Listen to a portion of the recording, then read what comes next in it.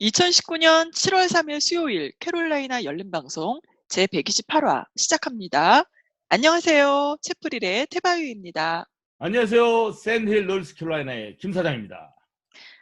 제가 살고 있는 지역엔 2주 넘게 비가 오지 않아 가물었는데 주말부터는 비가 온다는 반가운 소식이 있습니다. 남쪽 지역은 어떤가요, 김 사장님? 올해 날씨의 특징이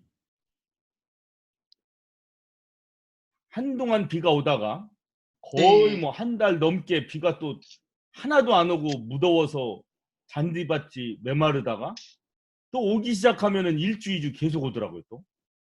그러다가 지금 또 맞아요. 내가 봤더니 이 남쪽 지방도 그렇고 우리 트라이앵글 지역도 그렇고 아마 사우스캐나다도 마찬가지일 텐데 2주 이상 지금 계속 비가 안 와요. 그래서 어제부터 제가 또 물을 받아가지고 잔디밭에 뿌리고 있습니다. 그런데 예보를 보니까 네. 또 이번 주말부터 또 일주일, 이주일간 또 비가 매일 오더라고요. 그래서 이런 아이고, 날씨의 형태는 또 제가 20년 살면서 또 처음이에요, 이게. 사람들의 생활에 큰 영향을 주는 날씨나 마시는 공기 등의 환경은 우리가 아무리 강조를 해도 지나치지 않습니다. 그럼 오늘은 우리가 친환경적으로 살았던 인물들을 한 분씩 이야기해 볼까요? 김 사장님 아시는 분 계세요? 저는 최근에 누구한테 책을 소개받았는데 그 네. 황대권 작가가 쓴 네네. 근데 사실 이분의 글을 2000년도 초에 야생초 편지라는 이분의 책을 보고 굉장히 감명을 받았고 사실 충격을 받았죠. 왜냐면 음, 그때 그런 생각을 한 적이 없었거든요. 왜냐면 이 황대권 선생이 구미 간첩단 사건으로 감옥에 들어갔어요. 이 맞아요, 아시다시피 맞아요. 구미 네. 간첩단 사건 이런 거 다 당시에 그 국정원에서 다 조작한 거 아닙니까? 전부 다. 그렇죠. 나중에 그랬죠. 다 거짓말로 발표가 난 거죠. 이제 판결이 되고. 근데 어쨌든 이런 분들이 다 뭐 고문과 이런 거에 의해서 어쩔 수 없이 많은 분들이 그 감옥에 들어갔어요. 근데 그 감옥에 들어가서 감옥 안에서 또 잠깐 뭐 한두 시간씩 밖에 나가서 운동할 때 음, 그 담벼락에 난 이름 없는 풀, 철봉 밑에 난 풀, 이런 거를 뜯어다가 이름이 뭔지 찾아보고 또 말려가지고 그걸 차로 만들어 드셨잖아요. 그래서 네. 그런 감옥 속에서의 생활을 여동생에게 보내는 편지 형식으로 계속 보내는 음, 그 편지들을 모아서 펴낸 책이 야생초 편지였어요. 네. 아마 굉장히 많은 분들이 좋아했고 저도 좋아했고요. 또 이 책 읽고 나서 딴 분한테 다 보내드려서 저는 이 책이 없어요. 그래요? 너무 좋은 책이라 남한테 권해주고 싶어서. 왜냐하면 그 안에 들어있는 이 감옥 안에 사는 그 굉장히 어려운 생활 더하기 이 이름 없는 풀에 대한 사랑, 자연에 대한 사랑 이런 것까지 음, 겹쳐져 있어서 그 당시 많은 지성인들한테 이 책은 정말 충격적인 아주 좋은 의미로의 충격적인 내용을 보내주죠. 그래서 네. 야 자연 사랑이 이런 식으로 되고 있는 거구나 그렇군요. 그렇게 많이도 느꼈어요. 네. 잡초라 그러면 사실 우리가 뭐 이름도 뭐 뜻도 모르는 길에 그냥 아무렇게나 난 그런 생명체 같은데 그거 하나하나 그런 정성과 그 사랑이 없으면은 이렇게 이런 책을 낼 수가 없을 것 같아요. 그쵸? 네, 잡초라고 하는 말 자체가 잘못됐죠. 사실은 이름이 있을 텐데 우리가 모른다고 해야지. 우리가 몰라서 죄송합니다 이렇게 해야지. 저 잡초니까 막 밟아도 돼 이러면 안 될 것 같더라고. 이분은 그 하나하나 풀에 이름을 짓고 그 풀을 따서 말려가지고 차로 마시고 그래가지고 제가 한때는 이 네. 책에 너무 심취돼가지고 어떻게 했냐면 갑자기 그 뒷날 우리 마당에 가가지고 막 아무 풀이나 말려서 내가 차에 네. 실어볼까 했어요. 근데 가만히 생각해보니까 미국의 신문에 이런 식으로 위험해요. 기사가 날 것 같더라고. 이런 식으로 One Chinese man died after eating 그거 안 unwanted 돼요. plant. 이런 말이 나올 것 같아서 제가 이거 좀 왜냐면 아유, 황대건은 농대를 나오셨을 거야 아마. 그래서 풀에 대해서 아시는 분이고. 저같이 네. 아무것도 모르는 사람이 그 따라한다고 흉내낸다고 아무 풀이나 맞아서 먹어서 안 돼요. 네. 그런 면 안 잘 되잖아요. 그래서 제가 참으셨어요. 네네. 참았습니다. 예. 잘하셨습니다. 우리 또 태배님은 또 혹시 자연 친화적인 인물 추천하실 만한 사람 있습니까? 누굽니까? 있습니다. 제가, 네. 한 20년 전인가 봐요.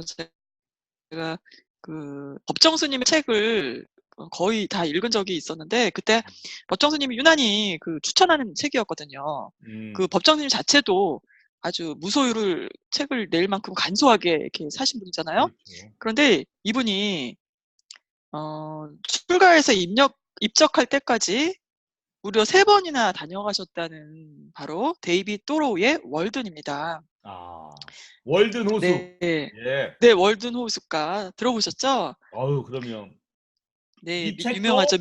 예, 2000년도에 이 황대건님의 글 못지않게 물론 번역된 그 책이긴 하지만 네. 상당히 많은 분들한테 읽혔고 그게 결국 책이 남한테 추천되고 하다가 저한테까지 왔지 않습니까? 이 동네 시골에 사는 저한테. 그랬군요. 예. 네. 미국의 대학생들이라면 누구나 읽어야 할 요양서로도 꼽혀요. 그리고 저자는 1817년에 태어난 분인데요. 하버드대를 졸업 후 2년 2개월 남짓 미국 매사추세츠주 콘코드 근처의 월든 호숫가에서 직접 오두막을 짓고 홀로 살아온 체험을 기록한 책이에요. 음, 삶의 진수를 찾아 용감하게 길을 나선 그는 간소하고 또 간소하게를 실천하며 살았거든요. 음. 무엇에도 의존하지 않고 스스로 충족하는 삶, 일체의 군더더기를 배제한 인생의 본질을 찾는 삶이었죠. 이때 또로우의 나이가 몇 살이었는지 알아요? 제가 학교를 졸업했으니까 한 40대 되지 않았을까요? 30대 초반이었대요. 아, 굉장히 근데 일찍. 벌써, 그럼 예. 보통 사회생활을 하지 않았네요. 왜냐면 하버드를 나오셨죠, 이분이. 네, 하버드대 나왔어요. 그러면 그 당시 하버드 나왔으면 그야말로 손꼽히는 엘리트 아닙니까? 미국 사회 내에서. 그렇죠. 그런데 그런 경력을 사회에서 이렇게 자신의 그 지위나 부를 위해서 사용하지 않고 그냥 숲으로 들어간 거 아닙니까? 자연으로.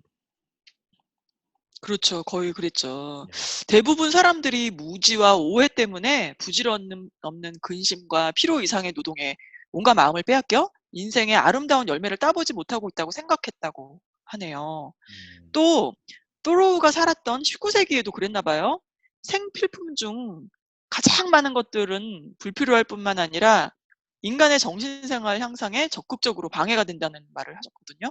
음, 그런 그가 180여 년이 지난 지금의 시대에 그 편리라는 이름으로 발명된 기기들의 자연은 파괴되고 욕망과 결핍에 갇혀 있는 인류를 본다면 어떤 느낌을 받을까 이런 생각이 들더라고요. 음. 월든뿐만 아니라 또로우의 일기도 고전 반열에 올릴 만한 책인데요.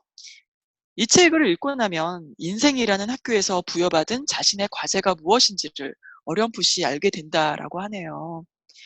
이 밖에 저는 또 그 타샤 투터 아시죠? 타샤 투터 그리고 스칸 리어링 같은 분들의 책도 추천해 드리고 싶습니다. 예, 저도 스칸리어링 책도 읽었습니다. 네, 저도요. 요즘에 읽었는데 네, 좋더라고요.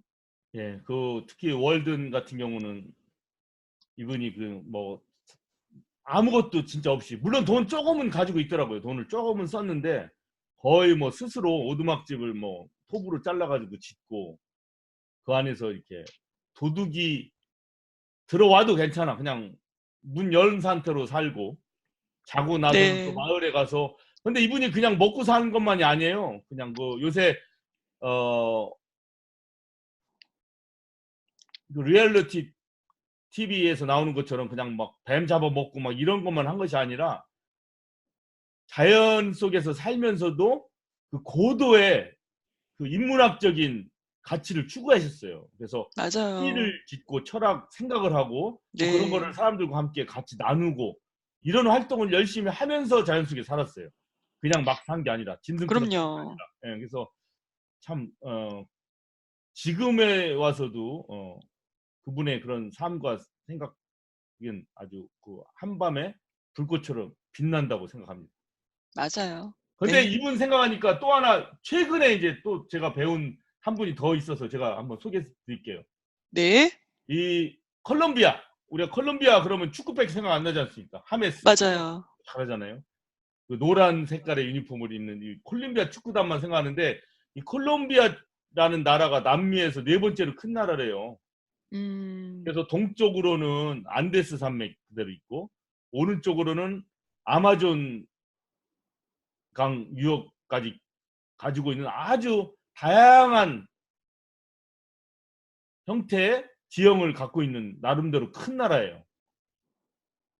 그런데 이 콜롬비아는 나라 중에 그 가비오타스라는 지역에 네. 가비오타스. 예, 가비오타스라는 지역에 이 가비오타스라는 곳에 이 사바나 기후기 때문에 이 농사를 지을 수가 없이 황폐해지고 있었어요. 계속 이 지역이. 네. 게다가 뭐 농사를 짓기 위해 가지고 그 잡초들을 막 태우면서 거기에서 막 그 김이 올라가고 막 이산화탄소가 막 올라가고 하는 그런 파올로 루갈이라는 분이 이곳에 가서 이 황폐해진 이 사바나 들판을 다시 풍부한 자연의 숲으로 만들고자 거기로 갔습니다. 어. 그래가지고 이분들이 한 거는 그 뭐 묘목도 심고 별거 하는데 가장 중요한 것은 그냥 무조건 우리 아까 그 데이빗 헤너 스로하고는 또 달라요. 이분은 이분들 그래요? 그냥 이렇게 자연을 해하지 않고 자연과 친화돼서 그냥 산 것만이 아니라 적극적으로 과학 기술을 이용하되 자연에 피해를 주지 않는 그런 과학 기술을 이용해서 태양열, 풍력 이런 거를 적극적으로 오. 개발해요. 그러면서 뭐 무슨 아. 환경에 피해가 되지 않는 연료를 사용해서 이 지역에 물이 흐르게 하고 나무가 자라게 하고 농사가 제대로 되게 하는 그런 일들을 벌인 거죠. 그래요? 그래가지고 가비오타스라는 것이 하나의 이러한 친환경적이면서도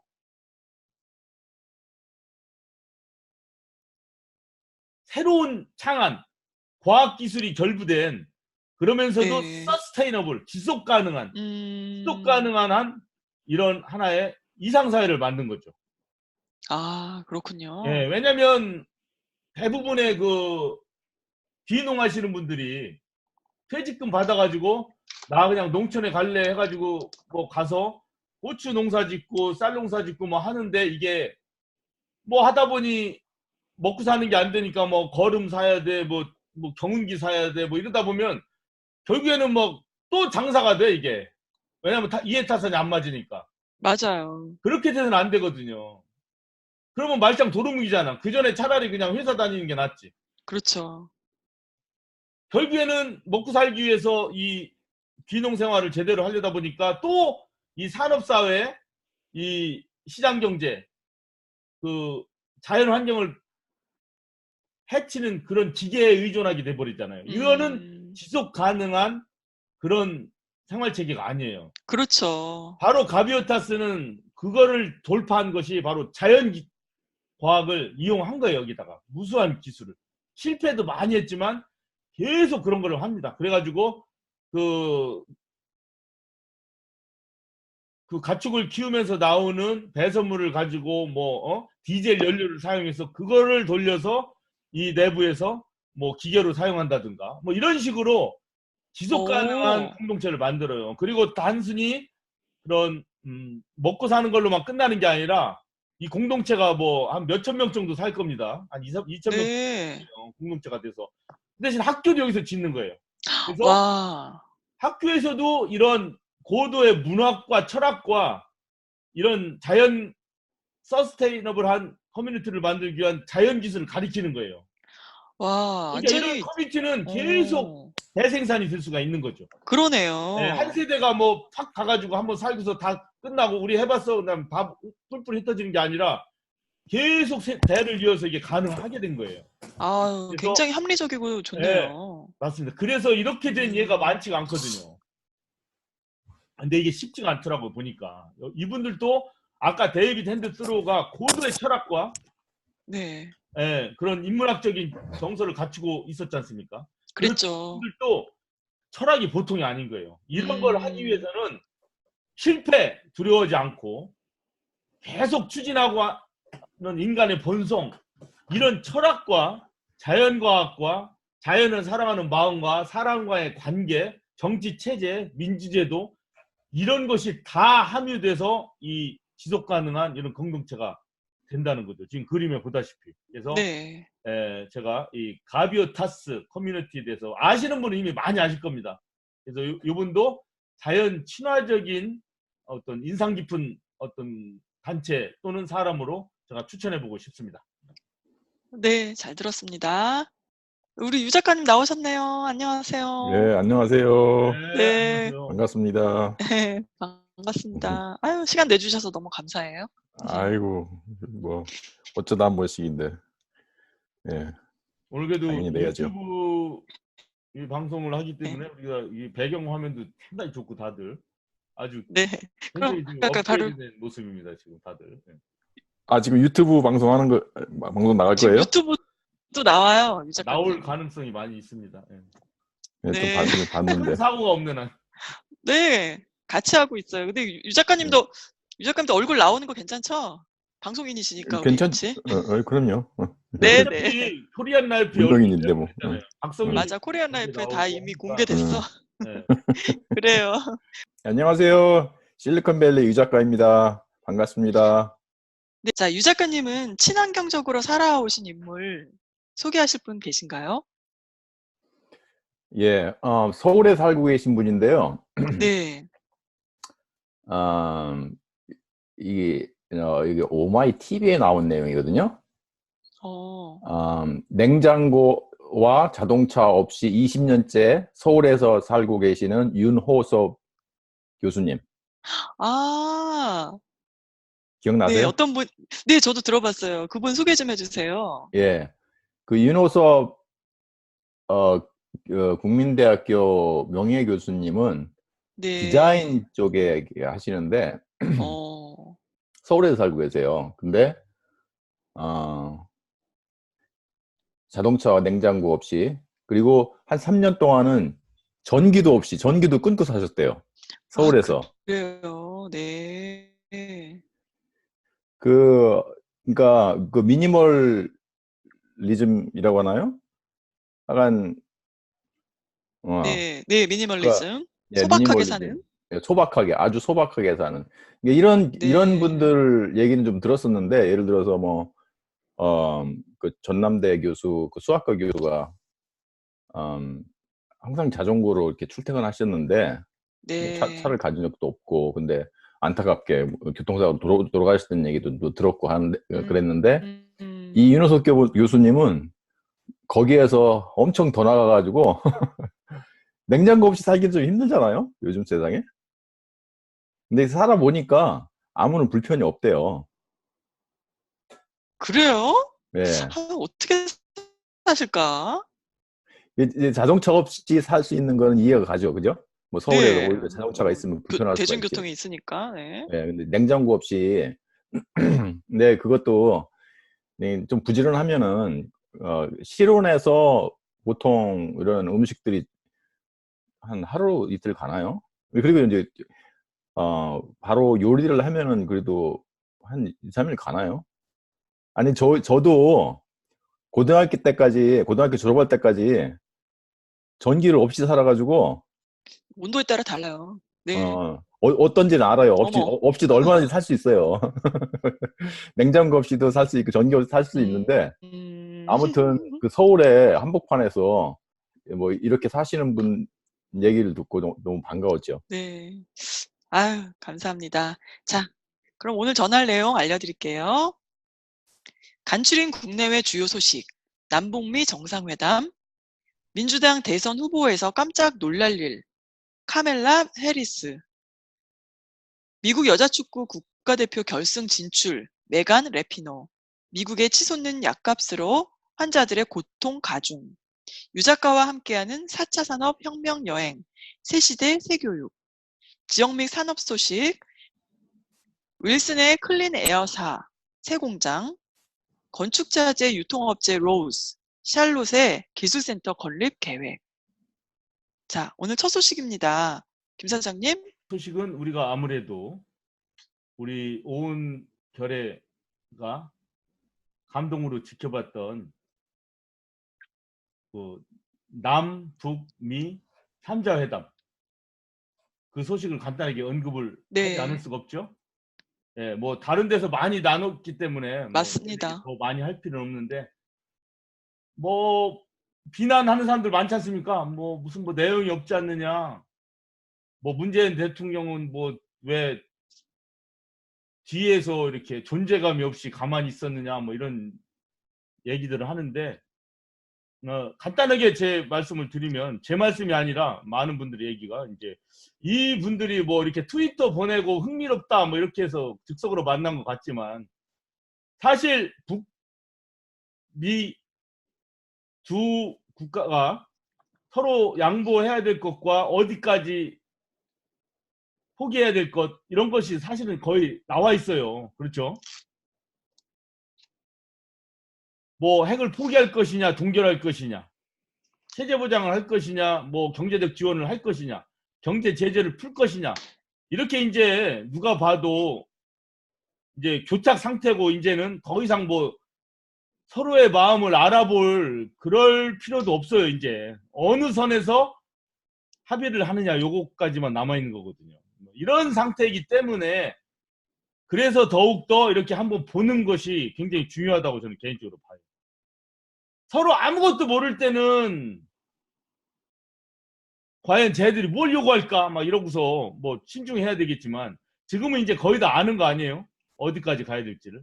그럴 때는 이렇게 만나는 게 중요해요. 그리고 또 하나 그 전에 한번 생각해 보세요. 10년 전만 해도 이게 만나는 일이 있었습니까? 미국이든 한국이든 북한이 서로 말만 만나지도 않았죠. 예, 북한이 원하면 얼마든지 다 만날 용의가 있다. 뭐 박근혜 정부도 아 우리는 뭐 북한과 만날 용의가 있다. 맨 얘기만 했지 실제로 만나거나 한 적 없지 않습니까? 하나도.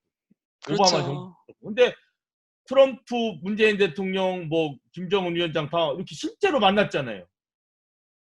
그러면 이 자체로도 큰 일을 한 거죠. 그 전에 비해서. 그 전에 말만 했잖아요. 말만 서로. 그래서 나는 이게 다르다고 평가하고 싶어요. 내용이 있건 없건. 왜 내용이 없겠습니까? 안에 있겠지. 두 번째, 무슨 문재인 대통령이 뭐 존재감이 없다 그러는 욕들을 뭐 한국 내에서 어떤 이상한 사람들 하는데 그 사람들은 어떻게 하겠어요? 만약 문재인 대통령이 앞에서 막 주선하고 뭐 마이크 잡고 하면은 그 사람들이 뭐라고 했을 것 같아요? 문재인 대통령 보고. 또 그거 설친다고. 갖고도 또 뭐라고 했겠죠. 그렇죠? 맞아요, 맞아요. 같이. 네네. 그러니까 이것들은 욕을 못해서 안 다닌 사람들이라 진짜 그런 얘기는 네. 속을 뭐 신경을 쓸 필요가 없어요. 하여튼 문재인 대통령, 김정은 위원장, 트럼프 대통령 다들 수고하셨고 하여튼 이런 식의 만남은 계속 돼야 될 것으로 이렇게 생각합니다.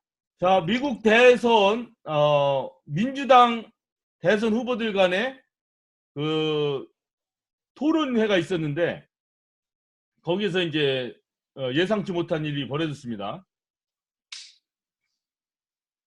당선 가능성이 가장 높아서 무난하게 민주당 후보로서 최종 경선에서 승리할 것으로 보였던 조 바이든이 네. 예기치 못한 불시의 타격을 받았습니다. 네. 바로 캘리포니아 연방 상원의원인 카멜라 해리스 상원의원한테 어떤 문제를 지적받았냐면 이 조 바이든 전 부통령이 젊었을 때 네. 젊었을 때 사진을 먼저 보여드리면 뭐 이렇게 생겼습니다. 뭐 여전히 잘생겼죠? 잘생겼는데 아무래도 굉장히 젊을 때, 어머나, 신기해라.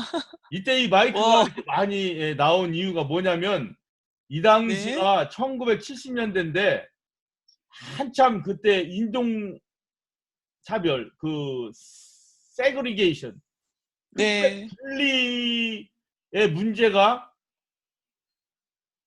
이제 문제시 돼가지고 미국 내에서 흑백 분리 제도를 철폐하자라는 운동이 막 전개될 때예요. 음, 그래서 이런 운동의 일환으로서 연방 정부가 무엇을 할 수 있냐면 각 학교에 지방 정부의 학교에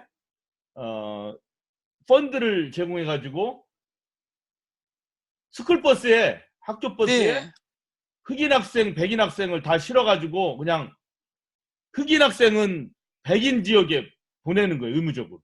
백인 음, 학생은 흑인 지역에 보내서 서로 융화될 수 있게끔 막 하는 제도가 있었습니다. 네네. 그게 바로 버싱이라고 그래요. 그 당시 버싱. 버스 버생, 네. 타가지고 막 섞어 보내는 거예요. 강제로.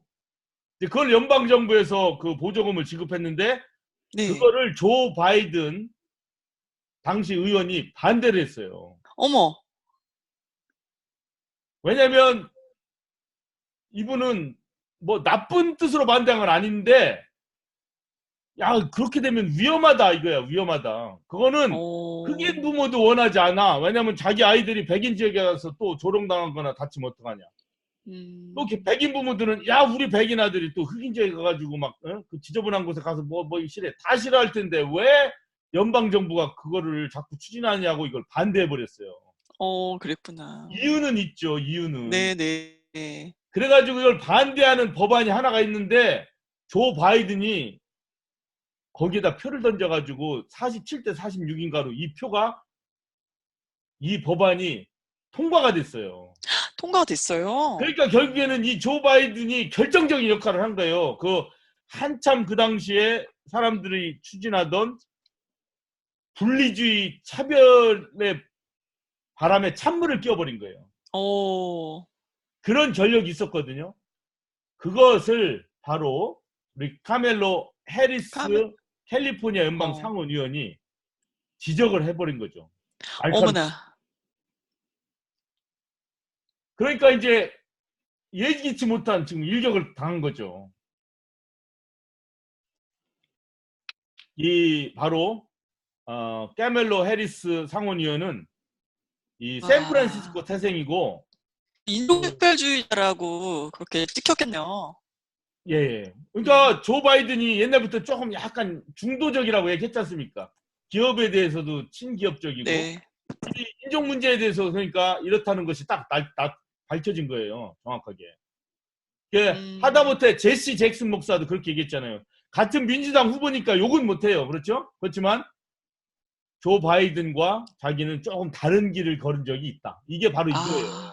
아, 그 얘기군요. 네, 분리 정책에 이 음, 사람이 반대표를 던진 거예요. 그러니까 음, 분리 그러니까 정책에 찬성표를 던지게 된 거죠. 결과적으로는 조 바이든이. 그랬군요. 그러니까 자기는 뜻은 있고 뜻은 좋고 위험성 때문에 그렇다고는 얘기하지만 역사적으로는 결론적으로는, 예. 치명적인 이게 음, 음, 일탈을 가한 거예요. 거기에다가 이게 조 바이든이. 그러니까 분리 정책, 뭐 분리 관습 이런 철폐에 제동을 건 거죠. 그러네요, 그렇죠. 진짜. 음, 음, 결론적으로는. 예. 이제 분리를 계속 하게끔 음, 버싱이라는 음. 거는 분리를 하지 말게끔 연방 정부가 그렇게 펀드를 제공한 건데 그걸 하지 못하게 한 거기 때문에 결국 분리해라. 야 백인은 백인 음, 편하게 백인 지역으로 가게 하고 흑인 애들은 흑인 지역에 가게 하라. 이걸 찬성표를 던진 거예요, 이 사람이. 그래서 그 해리스 그 상원 의원이 어린 소녀일 때 예, 그 사진도 그, 있습니다. 예, 이제 그 통과가 안 되는 바람에 음, 이제 상처를 받았다는 말을 한 것 맞습니다. 그래서 같은데. 이 예. 조 바이든의 그 학교 맞아요. 때문에 이 카멜라 해리스가 어렸을 때 학교에서 자기는 그냥 흑인 지역에 학교로 갈 수밖에 없었던 거죠. 피해를 직접 당한 거예요. 맞아요. 그러니까 제대로 걸린 거예요. 제대로. 아유, 진짜, 여기서 깨지네요. 네, 그래서 참. 캐멜로 해리스는 이제 뭐 한국에서도 많이 보도가 되긴 했지만 하여튼 법대를 나오고 그다음에 그 캘리포니아 주 법무장관을 2010년부터 14년까지 했습니다. 아, 예, 주 법무장관 하면서 네네. 우리 미국의 그 감옥 그 제일 시스템 문제 많지 않습니까? 뭐 마리화나 소지만 해도 무조건 들어가고 흑인 남성의 뭐 몇십 프로는 다 학교를 갔다 와야 되는 거 아닙니까? 큰 학교를. 맞아요. 맞아요. 그래서 그 예, 문제점이 많잖아요. 그런데 학교 가가지고 착한 사람도 마리화나 한 번 피웠다고 학교 가가지고 거기서 뭘 배워? 범죄 배우고 나오잖아요. 그래가지고 점점 이 흑인 사회는 점점 더 나빠지는 거죠, 이렇게. 음, 그래서 이 법무장관이 있을 때 이 카멜라 해리스는 어떤 프로그램을 했냐면 이 일정 기간 동안 그 재소자들이 잘못을 저지르지 않으면 전과를 싹 없애주는 그런 프로그램도 전개했어요. 아, 되게 그래서 합리적이군요. 감옥에 왔다가 즉 큰 학교에 음. 왔다가 졸업한 학생이 다시 큰 학교로 안 오는 율이 벌쩍 뛰었어요. 아, 그렇군요. 그래서 이러한 음. 저소득층, 이 정말로 억울한 사람들의 편에 서서 좋은 프로그램도 한 이런 성과가 있기 때문에 이 사람이 캘리포니아에 이 여성 상원이 있었으니까 우리 다이앤 파인스타인 굉장히 오래 했죠. 고령. 네네네네. 그 다음 한 분이 또 바바라 박서 이분이 있지 않습니까? 이 음, 바바라 박서가 은퇴를 하면서 이 카멜라 해리스가 카멜라 그 해리스. 상원의원직에 도전을 해서 상원의원이 된 거죠. 2016년에. 와. 그래서 주니어 상원의 연방 상원의원으로서 지금 캘리포니아 상원의원으로서 지금 일을 하고 있고 이번에 민주당 대선 후보로 출마를 했는데 지금 2위로 껑충 뛰었습니다. 아유, 네, 그 좀 대단하네요. 불편한 진실에 도전을 한 셈이네요. 그 미국이 그 인구 10만 명당 재소자율이 세계에서 제일 높잖아요. 그렇군요. 그리고 그 이제 흑인으로 가면은 훨씬 더 높아지죠. 높아지고, 재소자율이. 네. 예. 다 그냥 감옥은 당연히 갔다 오는 것처럼 그렇게 생각해요. 한국에서 남자가 군대 가야 된다는 것처럼 흑인 가정에서는 남자는 큰 학교 한번 갔다 와야 된다. 이렇게 거의 얘기되고 있을 정도예요. 아유, 참. 자조적인 소리죠. 그래서 이 캐밀러 해리스의 근데 이분의 얼굴을 좀 보시면 알겠지만 혼혈 아닙니까? 그러네요. 아버지는 어느 쪽? 네. 자메이카 출신의 아, 경제학과 교수예요. 네. 어머니는 타밀 인도 출신의 음. 암 전문 과학자 출신이에요. 그러니까 아, 그래요? 두 분이 유색인종이 하지만 사실은 그 사회적 클래스를 보면은 높은 클래스예요. 클래스 자체는 그러네요. 교수에다가 뭐 과학자이기 때문에 물론 높다기보다도 음, 그러니까 뭐 뭐라고 하나 교육자적인 예, 뭐 교육, 지식인 네. 조금 이제 뭐 예, 두뇌가 총명한 집안에 예, 타고났다고 예, 봐야 되죠. 예, 유전자적으로. 예, 그렇지만 분명히 자기의 정체성은 블랙이다. 이렇게 분명하게 얘기하고 음, 나오고 있고 또 음, 그 분이 유색인종 사라지기 적어도 때문에 음, 이제 이렇게 하다 보면은 민주당에서 흑인표를 많이 받을 수가 있는 거죠. 이렇게 되면. 그 다음에 아, 그러네요. 정말 유력할 것 같아요. 힐러리 클린턴이 이루려고 했다가만 그 미국 최초의 여성 대통령이 가능성도 있는 거고. 근데 지금은 많은 사람들이 흑인 대통령, 여성 대통령 이러한 역사적인 상징에는 그렇게 크게 생각을 하지 않고 어떻게 하면 트럼프 재선을 막을 건가. 지금 이것에 집중하기 네네. 때문에 과연 흑인이자 여성이라는 것이 과연 장점이 있을까라고 회의를 품는 사람도 많이 있습니다. 그래서 아, 이런 점을 염두에 두면서 미국 대선 앞으로도 시간이 많기 때문에 어떻게 바뀔지 모릅니다. 어떻게 바뀔지 그래서 한번 지켜봐 주셨으면 좋겠습니다. 네, 다음이요. 메간 래피노가 어떤 인물인가요? 예, 메간 래피노는 미국 여자 축구 국가대표 선수죠. 어, 어제 월드컵 여자 축구 대회에서 미국 팀이 영국을 2대1로 이기고 결승에 진출했어요. 오, 대단하네요. 네. 이제 7월 7일 오는 일요일 아침 11시에 네덜란드와 결승전을 갖게 됩니다. 와, 근데 미국 여자 국가대표 축구팀은 우승을 그동안 많이 했지 않습니까, 사실. 맞아요. 여자 팀은 많이 했죠. 거의 뭐 세계 1위라고 봐요. 제가 볼 때는. 우승도 많이 하고 이래요. 반면에 남자 팀은 어떻습니까? 글쎄, 조용하죠. 근데 뭐 많이 좋아졌잖아요? 많이? 네? 16강에도 뭐 가끔 어깨 올라가고. 헛거리는 하지만 뭐 한국이랑 따져도 뭐 비까비까 할 정도예요. 뭐 남미컵, 코파 아메리카 이런 데 가서도 뭐 간신히 본선 진출할까 말까 하고 뭐 이 정도지. 게다가 그것도 많이 이제 중남미 선수들이 이제 지금 미국 국가대표로 투입되면서 전력이 좀 커진 거지. 그 전까지는 지지부진했어요. 왜냐면 미국은 축구보다는 풋볼에 더 열광하지 않습니까? 네. 미식축구에. 네. 네. 풋볼도 나름대로 장점이 있죠. 왜냐면 풋볼을 하면서 이 흑백 간의 그 갈등 같은 것들이 많이 누그러지잖아요. 그거 같이 보면서 뭐 치킨 먹고 팝콘 먹고 뭐 콜라 마시면서 서로 뭐 흑인 백인 서로 부둥켜 안고 뭐 브라더 하면서 즐거워하지 않습니까? 그러니까 내부 통합용으로는 풋볼이 좋은데 세계 통합용으로는 이 풋볼은 다른 나라로부터는 이게 인정을 못 받잖아요. 그러면서 세계를 통합하는 거는 역시 축구죠.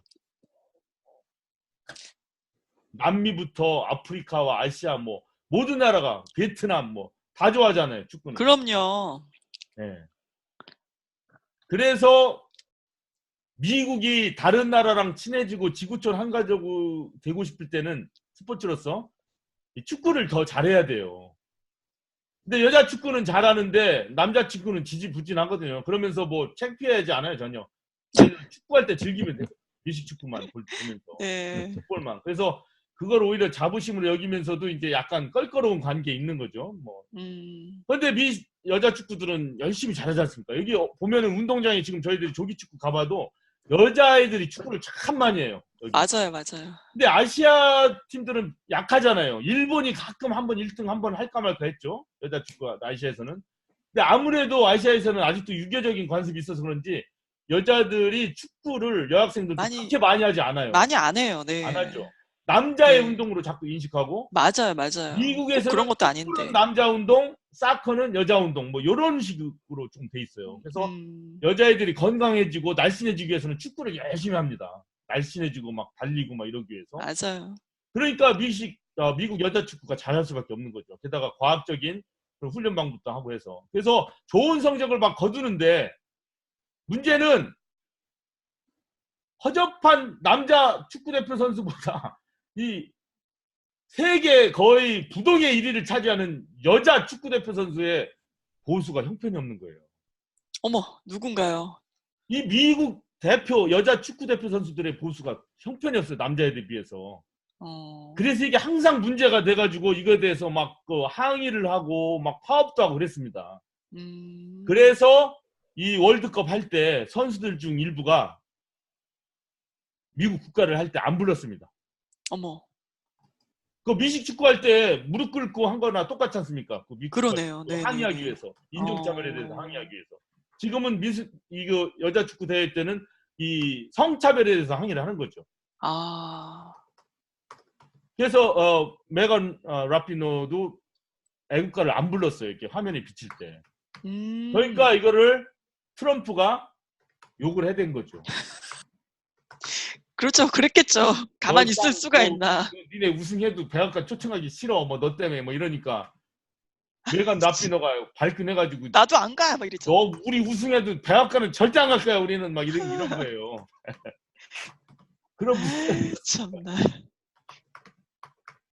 그러니까 어떤 일이 있었냐면 우리의 떠오르는 샛별 AOC 알렉산드리아 오카시오 코르테스 뉴욕의 연방 하원의원 네네. 신데렐라 아닙니까? 그렇죠. 네, 스타죠, 스타. 맞습니다. 이 코르테스 하원의원이 메간 라피노 선수와 미국 여자 대표 선수들한테 야 청와대 백악관 가지마. 백악관 가지마 그랬어요? 우리 연방 하원의원 오게 할게. 우리가 초대할게. 이런 거예요. 그러니까 메간 라피노가 거기는 간다 이러고서 바로 트위터로 답신을 했습니다.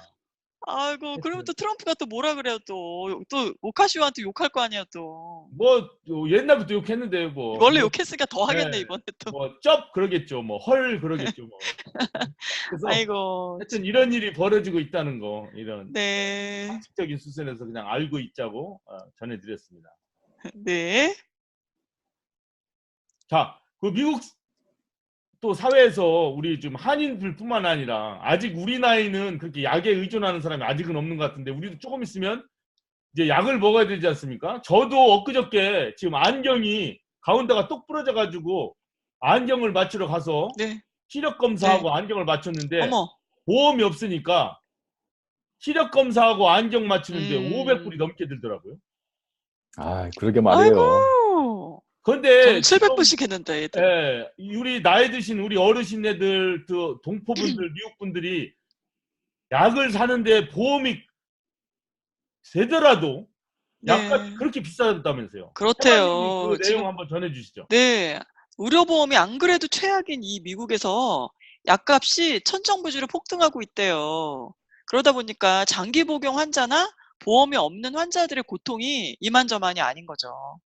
특히 값비싼 특정 처방약을 복용해야 하는데도 보험이 없는 환자들은 약 처방을 포기하는 경우도 있다는 거죠. 그러니 얼마나 심각해요? 올해 들어 가격이 치솟은 약품만 3,400여 종.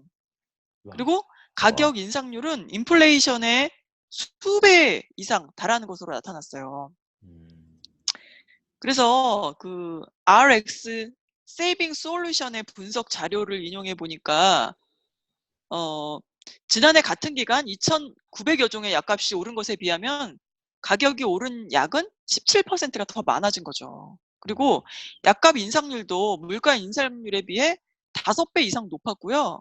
100% 이상 가격이 오른 약들도 적지 않아 올해 들어 약값이 큰 폭으로 치솟은 거예요. 그리고 그 조금 전에 말씀했듯이 3,400종의 그 약 평균 가격 인상률은 10.5%. 이는 인플레이션의 약 5배나 높은 거예요. 특히 이 중 41종의 약은 가격 상승률이 100% 이상. 그리고 유명 항우울제인 프로작이라고 들어보셨죠? 네, 많이 들어봤어요. 와, 이거는요, 몇 퍼센트냐면은 879%나 올랐다는 거예요. 그러니까 말이 되냐고요. 그러니까 뭐 이거 지금 왜, 보면은 저희도 가게에서 보면은 있죠. 이 네, 약에 의존하는 사람이 굉장히 많아요. 그래서 하루라도 이걸 안 먹으면 무슨 뭐 당이 높아지고 뭐 혈압이 높아지고 위험할 지경에 이르는 사람이 많나 봐요. 그래서 이 많아요, 약을 많아요. 또 놓고 가면은 막 이거를 또 오버나잇으로 막 가족이 보내주고 이런 것도 뉴스에서 많이 맞아요. 보거든요. 굉장히 심각해요. 굉장히 꼭 필요한 거예요. 근데 이렇게 의존하는 굉장히 이 중요한 약에 의존해서 사는 사람이 굉장히 많은데 그러다 보니 이 약값은 치솟으니까 무슨 뭐 캐나다에 올라가서 약을 사오는 둥, 뭐 아, 이베이 세상에. 통해 가지고 뭐 중국제 약을 어떻게 사는 둥 막 별 오 마이 갓. 온갖 행태가 벌어지는데 네. 뭐 이 인터넷에서 위험하죠. 온라인에서 사는 약들이 사실 보장이 안 된다네요. 전혀. 그럼요. 어떻게 알아 그 약이 어디서 어떻게 만들어 오는지. 아, 이것도 문제가 세상에. 된다고 보도가 된 적이 있습니다. 네. 그래서 그 LA 한인타운 한 약국 관계자가 말하기를 한인 환자들이 많이 찾는 약 중에 콜레스테롤, 혈압, 당뇨 약들이 굉장히 많대요. 그래서 약값이 너무 많이 올라서 처방 받기를 주저한다는 거죠. 그러니까 처방을 아예 안 받고 안 먹는 거죠. 그러면 굉장히 위험해지잖아요, 또. 위험하죠. 그리고 예, 이번 달에도 여러 종류의 약값이 추가로 오를 예정이라며 그나마 또 시니어 손님들은 대부분 메디케어로 커버가 되잖아요. 네. 그런데 그렇지 않을 경우는 가격 때문에 이 약을 구입할 수가 없는 거죠, 사람들이. 네. 그래서 트럼프 대통령이 어, 제약 회사들에게 직접 경고할 정도로 약값 문제는 큰 논란이 되고 있다고 합니다.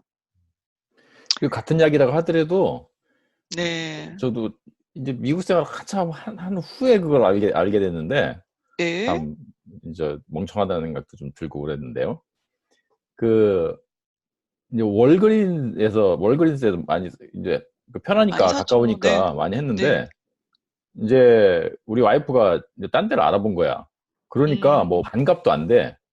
어머, 어디엔데요? 약값도 차이가 많이 나는구나. 똑같아. 약값도 차이가 많이 나더라고, 이렇게. 어. 반값이 뭐야. 서너 배나 비싼 것 같아, 월급이. 아니, 이게 무슨 일이야. 그래가지고 거기는 다시 안 가요. 그리고 이제 요즘에는 어. 월마트 같은데, 월마트 파머시를 주로 이용하죠. 그래요? 차이가 많이 나더라고요. 그 서브스크립션 들어가고 아니, 약값 같은 게, 너무하네. 그리고 이제 병원에서 이렇게 하는 건 그런 것들이 또 터무니없이 더 비싸잖아요, 거기다가. 그렇죠. 뭐 아이고. 밴디지 하나가 80불 받았다고 신문에 나오고. 병원에서 가격 매기면 뭐 따질 수가 없지 않습니까? 그냥 그런가 보다 하고 그냥 순순히 내버리잖아요, 다. 그렇죠? 그래서 그게 이제 아까 뭐 거의 900% 올랐다고 그러셨는데, 네. 그러니까 이 시중에서 살 수 있는 약도 뭐 병원에서 이렇게 하게 되면은 그게 뭐 9배 정도가 아니라 뭐 몇십 배 정도 이렇게 뻥튀겨 가지고 받아먹고, 아유, 그래가지고 이제 너무하지 않아요? 리포터들이 아유, 쫓아가가지고 어떻게 이런 가격이 설정이 됐느냐 그랬더니만은 뭐 모르겠다, 발뺌이나 하고 막 그러더라고. 아유, 참. 이런 거 보면은 미국이란 나라가 참 이렇게 허술한 것 같아요. 그러니까 우리 저기 유권자들이 정신 차려서 이런 의료 제도나 이런 거 할 때 그러니까 관심을 갖고 참여를 해야 돼요, 그러니까. 맞습니다. 그래서 우리 네, 방송 이런 거 하는 거 아닙니까, 지금? 그런 거. 그럼요. 관심 안 가주면은 네. 계속 올라가죠. 계속 올라가. 네. 그리고 이 그런- 약값이 지속적으로 계속 오르고 있다는 거예요. 아마 더 많은 이윤을 얻으려고 제약사 주주들이 압박을 하고 그렇죠. 또 탄력적이지 않은 업계 시스템 때문이라고 생각이 들어요. 그렇죠? 그러니까 자, 경쟁을 그러면 유지를 하는데, 네, 이제 병원에서 이래저래 처방 네, 뭐 어떤 네, 검사를 한다 막 그럴 때 그거 가격을 얘기를 해주지 않는 게 네. 관행이래요. 그러니까 선택할 수가 없는 거야. 아, 보통 참. 보면은 선택할 수가 없는 게 아니라 이거 해라 했을 때 나중에 청구서 날라오잖아요. 그럼 보통 다 그렇죠. 깜짝 놀라지. 그렇죠. 완전 일방적이잖아요. 일방적이죠. 완전히 독점 체제. 그게 문제야. 아유, 참. 이거는 빨리 좀 달라져야 돼요. 아, 네. 우리 유 작가님 오랜만에 나오셨는데 요즘 캘리포니아 어떤가요? 날씨도 굉장히 덥죠? 아니요. 여기 기온이 최저 한 57, 8도? 아, 아침에? 정말요? 그렇게 내려가요? 예. 그리고, 오, 여기는 지금 최저 기온이 일교차가 많이 나겠네? 77도에 77도 최저 기온이 요새. 되게 많이 차이 나네요? 그러면 캐롤라이나가? 아침 네, 온도가 많이 더워요. 96도, 97도, 아침 온도가 맞아, 70도, 97도. 75도 이래요. 온종일 97도는 맞는데. 더워요. 이 캘리포니아 이상하네. 캘리포니아, 이제 여기는, 그, 음, 이제, 뭐라 그래요. 약간 최고가 70대 중반. 그렇게 그러니까 덥지 오후, 않네요? 안 돼요? 예, 그래서 이제 보통 제가 이제 천국 날씨라 부르는데 천국 날씨죠, 지금. 근데 가끔씩 어, 더워지긴 해요. 며칠 네. 더워졌다가 그렇구나. 다시 원위치, 며칠 더워졌다가 다시 원위치. 그러고 아유, 있는데, 그러다가 어떤 때 또 100도까지 올라가고 그러는 거죠. 사실, 4월 달에 한 이틀인가 90도 넘었었어요, 여기. 어머, 어머. 그리고 그렇구나. 6월 초에 또 90도 한번 넘었었고. 샌프란시스코는 특히 90도 넘어갈 일이 없는데, 요번 2월 초에 그렇게 넘어갔었어요. 아, 근데 뭐, 그렇군요. 그거 길지가 않으니까. 그래요. 그게 한 11월까지 지속되죠. 이제 그런, 날씨가. 네. 그리고 날씨는 그렇고, 음, 여기 뭐, 한 유수의 그런 회사들이 있으니까, 근데 그 중에 이제, 애플이 지난주인가? 주가가 한 10% 가까이 떨어졌어요. 아, 그래요? 예. 어, 이게 이유가 아이폰이니 예전에 이제 그, 아이팟? 이거 노래 네. 듣는 거, 아이팟, 예. 예, 아이팟. 그 다음에 그리고 아이패드. 스마트워치, 아이패드, 뭐 이제 뭐 랩탑, 애플 네. 랩탑, 그리고 뭐 데스크탑, 이런 것들을 다 디자인한 총괄 천재 디자이너가 있는데, 자니 아이브라고, 스티브 잡스하고 딱 단짝이 돼가지고 그렇게 이제 히트작을 많이 만들어냈거든요. 이 네. 자니 아이브가. 근데 이 사람이 그만뒀어요. 어머, 그래요? 예, 최근에요? 그래가지고 최근에 그만뒀어요.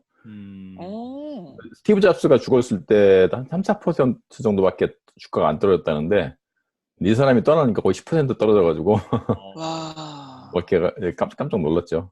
어, 그리고 트럼프가 중국하고 이게 무역 전쟁하는 바람에 좀 네. 한게 있어요. 아, 그 여파가 있군요, 예, 확실히. 특히 애플 같은 경우는 그 아이폰 생산을 전량을 그쪽에서 하잖아요. 자체 생산하는 게. 중국에서. 예, 그러니까 음, 대만 회사 팍스콘을 통해 가지고 중국에서 다 생산을 하는데 이제 삼성은 뭐 국내에서 좀 생산하고 그런다고 해요. 그리고 이제 베트남에 음, 있으니까 삼성은 괜찮은데, 음, 그래서 이제 무역 전쟁이 이제 이 파국으로 치닫게 되면은 애플도 큰 타격을 입으니까 네. 예, 매출이 30% 정도 떨어진다나 그래가지고 지금 뭐 징성하고 다른 회사는 뭐 좀 소식은 잘 모르고요. 예. 네, 그렇군요. 음. 자, 그럼 오늘 얘기해 주실 주제는 뭔가요? 지난 몇 차례에 걸쳐가지고 그 4차 산업혁명이 어떻게 진행되고 있는지 우리 같이 좀 살펴봤는데요. 네. 어, 그게 이제 자율주행 자동차 그거 얘기한 거 기억나시죠? 네네, 예, 했었어요. 예. 그리고 그 다음에 뭐 무슨 얘기를 했었나? 아무튼 그 인공지능 얘기했었고 비트코인, 블록체인 그런 거. 블록체인, 예, 예. 이렇게 했는데 이제 그런 것들을 알아보는 이유가 세상이 어떻게 돌아가는지, 뭐 10년 후에 어떻게 바뀌게 될 건지, 예를 들어서 뭐 스마트폰을 예를 들면 불과 한 10여 년 전만 해도 없었잖아요. 근데 이제 지금 그렇죠. 누구나 다 들고 다니는데 앞으로 10년 후에는 어떤 현상이 좀 나타날까, 뭐 그런 것도 나름대로 좀 예측을 해보고 그런 이제 변화된 사회 속에서 우리가 또 어떻게 살아가야 될지, 어떤 직업을 가져야 될지. 네. 근데 이제 못지않게 중요한 얘기가 이제 우리들 보통 자녀를 가지고 있는 경우도 네. 많고, 네네. 예, 그리고 이제 뭐 젊은 애청자분들은 이제 뭐 직업을, 어떤 걸 가져야 되나. 예, 뭐 그런 생각도 하시겠고, 그래서 맞아요. 교육에 대해서 좀 같이 얘기를 네. 나눠볼까 해요. 네. 자, 그 교- 그러면은 그 앞으로 우리의 직업 그리고 교육은 어떻게 변할까요? 아, 그러니까 지금까지 이렇게 이제 두 가지 그 직업과 교육은 그 뗄래야 뗄 수가 없죠. 그렇죠. 지금까지 이렇게 쭉 이제 진행되어 온 걸 좀 살펴보면은 앞으로 또 어떤 식으로 이게 이제 변화가 될 건지 그런 것도 어느 정도 좀 이렇게 보일 것 같은데, 음, 뭐 멀리 갈 것도 없이 예를 들어서 뭐 19세기 그때 보면은 우리나라뿐만이 아니고 미국이나 유럽에서도 19세기까지만 하더라도 대부분 최소한 과반수 이상의 인구가 농업에 종사했죠. 네, 맞아요. 예, 농업을 하기 위해서는 뭐 큰 교육이 필요 없었는데 이제 20세기로 넘어오면서는 이제 대량 생산이 진행되고 이제 다른 산업화도 진행되면서 이제 많은 교육된 인력이 필요한 거예요. 음, 이제 이제 인력 그 공급을 위해서 그러다 보니까 어, 대량 교육 시스템을 서구에서 만들어냈고 그 대량 교육 시스템, 그러니까 초중고, 대학교 이런 것들이 우리나라에까지 들어와서 정착을 해가지고 지금은 전 세계적으로 그런 체제가 이루어진 거죠. 네. 20세기인데 그 20세기에 필요한 인력은 대량 생산에 맞는 그런 교육이었죠. 그러니까 뭐 수학, 뭐 언어, 뭐, 네, 뭐, 맞아요. 사회 음, 일꾼으로서 갖춰야 할 소양 이런 걸 가리키는 이제 이렇게 해서 교육을 이제 시켜서 내 보내면은 이제 산업 역군으로서 일을 하고 가정을 이루고 그랬는데 네. 이제 이런 그렇게 직업하고 교육하고는 그러니까 그런 긴밀한 사실 관계가 있는 거죠. 그럼요. 직업의 필요성에 의해서 교육이 형성된 거니까. 네. 근데 지금 이제 21세기에 와가지고는 직업 자체가 변화하고 있잖아요. 이제 한 예로 미국 같으면은 그 이제 대부분이 농업에 종사했던 19세기 그 인구 그 비율이 20세기를 거치면서 지금은 그 인구 비율이 어떻게 되냐면 농업 인구는 2% 아래예요. 음. 농업 인구는 확 줄었죠. 네. 그리고 이제 공장으로 대변되는 그 2차 산업 그 인구도 18%그 정도밖에 안 돼요. 음. 나머지 거의 이제 80%는 다 3차 산업으로 옮겨간 거죠. 네. 엄청나게 변화예요, 그게. 그래서 이제 그 대량 생산 시대에 그 맞춰진 형성된 지금 그 교육 시스템이 잘해야 18%그 정도 그 정도밖에는 이제 해당이 안 되는 거죠. 네. 이제 80% 정도 되는 그런 이제 3차 산업의 서비스업 이런 경우에는 지금까지 교육이 이제 잘 안 맞기 시작한 거예요. 왜냐면 3차 산업에서는 여러 가지 이거는 다양한 틀에 벗어난 이제 그런 능력이 많이 필요하기 때문에. 근데 지금까지 이렇게 왔어요. 근데 지금 이제 2차 산업, 1차 산업뿐만 아니라 3차 산업도 바뀌고 있어요. 어떡해요? 그러니까 정형화된 것들이 점점 자동화돼 가고 있잖아요. 자동화돼 네. 이제 추세이고. 근데 그쵸. 대표적인 게 우리가 많이 본 것처럼 이제 3차 산업 그 종사자의 이제 우리가 눈에 많이 보이는 사람들이 뭐 의사, 변호사, 음. 그리고 이제 상점에 가면 캐시어들, 3차 네네. 산업이잖아요. 근데 캐시어가 지금 점점 없어지잖아요. 아, 맞아요. 자동 그 네네. 자동으로 셀프 계산을 체크아웃 하죠. 네. 그게 있고 그 한국에서도 점점 그런 게 많이 무인 판매기, 무인 판매대 그런 것들을 네. 많이 증가를 해서 하긴 뭐 리테일 자체가 리테일 가게에서 그렇죠. 하는 것 자체가 예, 온라인 구매로 많이 바뀌었으니까 그것만 봐도 그렇죠. 숫자가 많이 줄어든 거죠 이미. 예. 이제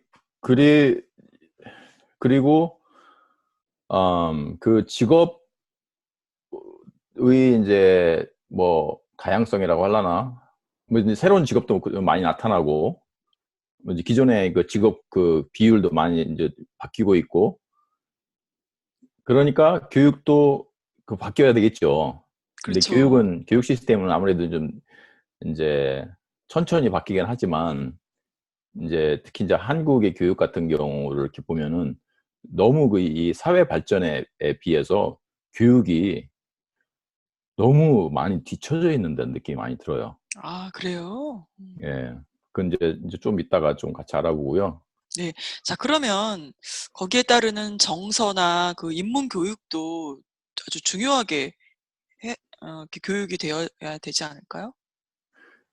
예, 맞아요. 그러니까 이게 직업 교육이라고 하려나? 예를 들어서 뭐 의사면은 그 의술을 행하는 데 필요한 그런 지식들과 이제 그 훈련을 제공해야 되는데 여기에 네. 이제 이런 교육들 이게 뭐 변호사면 변호사 업무에 관한 그 교육들 아니면 뭐 미술 하는 사람이 미술에 관한 교육들 이런 거에 이제 추가해서 21세기에는 뭐가 더 이제 더 점점 중요해질까 하면은 이제 스kok들의 얘기를 좀 들어보면 이제 21세기의 직업은 20세기와 그 전 직업하고 많이 달라지는 게 뭐냐면 평생 직장이라는 게 없어졌어요. 아, 네. 예. 평생 직업도 점점 없어져 가요. 음. 이게 평생 직장이라는 거는 지금 이제 젊은 세대는 뭐 생소한 개념일지 모르겠는데, 뭐 70년대, 80년대까지만 하더라도 그런 개념이 당연했어요. 맞아요. 그러니까 그랬었어요. 예를 들어서 네. 삼성이나 뭐 어든 뭐 LG나 입사를 한다. 그러면 그게 이제 평생 직장이라고 평생 생각하고 직장이죠. 들어갔죠. 네, 그래요. 예. 그런데 이제 워낙 경쟁도 심하고 이제 특히 미국에서는 한국에서도 지금 그런 게 많이 이제 허물어지니까 왜냐면은 네. 2, 30년간 내 뭐 한 평생을 바쳐가지고 열심히 일했는데 그러면은 예전 같으면은 그 직장에서 50대 정년 퇴직할 때까지 계속 있었잖아요. 네. 계속 직장 생활 할 수가 있었는데 지금은 내보내잖아요. 정년퇴직 이전에 뭐 이태백이라는 말 들어보셨죠? 아니 아니요, 그건 이태백이 뭐예요? 이태백은 아니고 그 뭐더라? 사오정? 사오정. 이태백 사오죠. 어. 뭐 하간 그래서 한 50대 전후면은 나와야 되는 네. 상황이잖아요. 50대 전후면은 지금 아이들이 아직 맞아요. 자리 잡기 네. 전이고 학교도 졸업하지 않은 맞아요. 네, 그런데 경우인데 그거 제가 말씀을 드리면 그런 것 같아요. 옛날에는 한 회사가 뭐 이 기계를 만든다, 자동차 만든다. 그러면 계속 영원히 만들 걸로 됐었지 않습니까? 그래서 뭐 일반 사원으로 갔다가 대리 됐다가 과장 됐다가 부장 됐다가 뭐 이사 돼서 나오고 뭐 이렇게 되는데 지금은 그 어느 기업도 똑같은 제품을 몇십 년 이상 만들 수가 없는 거 아니에요. 계속 맞아요. 똑같이 바뀌어요. 바뀌죠. 사회 요구가 바뀌고. 그러니 그렇죠. 평생 직장을 하고 싶어도 할 수가 없는 거. 이건 복지 차원이 아니라 음, 이게 제가 한국에 있을 때만 해도 뭐 그 책에 있지 않습니까? 사원, 대리, 과장, 음, 부장 뭐 이렇게 하는 게. 음, 음. 근데 보잉 같은 데 와보니까 그게 되지가 않아요. 왜냐면 프로젝트가 하나 생기면 그걸 중심으로 팀 딱 구성되고 기존 직원 몇 명에다가 다 칸트랙으로 가는 거 아닙니까? 그 다음에 그 프로젝트 끝나면 다 어, 뿔뿔이 흩어지고. 근데 그게 맞는 것 같아요. 어쩔 수가 없이. 예, 그리고 맞아요. 예전에는 말씀하신 것처럼 예를 들어서 뭐 이제 그 시멘트 제조회사 들어가요. 그럼 시멘트 네. 제조회사 그 제조 방법이 이렇게 많이 바뀌는 건 아니잖아요. 그러니까 그 2, 그렇겠죠. 30년간 그 시멘트는. 일을 하면서 그 노하우를 축적을 하면은 그게 자기 자산이 된다고 후배들한테 음, 가르쳐주고 그만큼 역할을 할 수가 있는데 지금 시멘트 제조 그런 회사가 차지하는 그, 그, 그 사회의 그 국가의 그 재화의 비율은 되게 작아요. 아, 제조업도 작고 3차 산업이 워낙 커지다 보니까 음, 음, 그러다 보니까 그러니까 2, 30년간 뭐 지금 말씀하신 그 뭐 항공 쪽은 그래도 아마 좀 변화가 아주 빠르진 않을 거예요. 근데 이제 제가 몸담고 있는 이제 컴퓨터나 소프트웨어 분야는 10년 하루가 전에 다르게 예, 빠를 10년 거. 전에 네. 했던 그런 기술이 그렇게 별로 쓸모가 없어요. 음, 그동안 많이 바뀌어가지고. 그러니까 내가 뭐 이 바닥에서 2, 30년간 뭐 일을 그렇죠. 했다. 이 직장에서 뭐 그게 크게 그렇게 그다지 의미가 없다고 워낙 많이 바뀌니까. 그래서 이제 평생 직장이라는 그 개념은 이제 거의 없어졌고 이제 평생 직업이라는 개념도 네. 없어져 가고 있거든요. 예를 들어서 음, 이제 단적인 얘가 그래요. 그 트럭 운전사들 있잖아요. 특히 이제 장거리 트럭 운전사들. 요즘에도 벌이가 괜찮대요. 뭐 7, 8만 불? 한 그렇게 머리도 괜찮다고 하는데 이제 그런 노하우를 이제 쌓아가지고 평생 직장은 좋다. 뭐 이제 평생 직장 아니래도 좋다. 뭐 이렇게 할 수가 있어서 뭐 이 회사 갔다가 저 회사 갔다 할 수가 있는데 이제 앞으로는 이 직업 자체가 없어질 수가 있으니까 장거리 트럭 운전사 이 직업은 앞으로 10년 안에 없어질 가능성이 많거든요. 대부분이 동의하는데 음, 그럼 이제 이제 음, 뭐 아무튼 그렇게 해서 이제 자기 직업 자체가 없어졌어. 그러면은 예를 들어서 뭐 30대에 그런 직업 자체가 없어졌으면 어떻게 해요? 뭐 굶을 수는 없으니까 또 다음 직업을 찾아야 될 거 아니에요. 준비를 하고. 그래서 예를 들어서 뭐 웹 디자이너를 했어. 근데 웹 디자이너도 10년 있다가 또 자동화해가지고 싹 없어져. 아, 그러면 이제 또 준비를 해야 돼. 40대나 50대. 근데 그 스트레스가 직장 이렇게 그러니까 어느 회사에서 쫓겨난 거, 뭐 쫓겨나거나 쫓겨나는 경우에 그 참 스트레스가 심하잖아요. 그렇죠. 예, 굉장히 심해요. 그 스트레스가. 네. 다른 직장에 찾으면 되는데 이런 경우는 직업 자체가 없어진 거야. 어, 그러니 다른 직장 찾을 수도 없어요. 그 직업 자체가 그러네요. 없어졌으니까. 그래서 이제 또 이제 우여곡절 끝에 자기 뭐 자기 개발해가지고 스스로 뭐 학원을 다니든가 해가지고 또 직업을 잡았어. 근데 그게 10년도 못 가서 또 없어져. 그 스트레스가 엄청 심할 거 아니에요. 그럴 것 같아요. 항상 새로운 직업을 계속 준비하고 해야 된다는 거잖아요. 그렇죠? 그렇죠. 그러니까 음, 정서적으로 안정돼 있지 못하면, 그러니까 뭐 술에 빠진다든가 이제 스트레스를 이기려고 그럴 것 같아요. 아무튼 그 견디기가 네. 힘드니까 네네. 그 정서적으로 좀 안정된 교육이 필요할 것 같고 앞으로는 더더욱. 맞아요. 그게 뭐 재수 없는 몇 사람의 경우가 아니라 많은 사람들이 그렇게 될 것 같거든요. 음. 음, 직업이 점점 이렇게 자동화되면서 또 변화하고. 음, 네.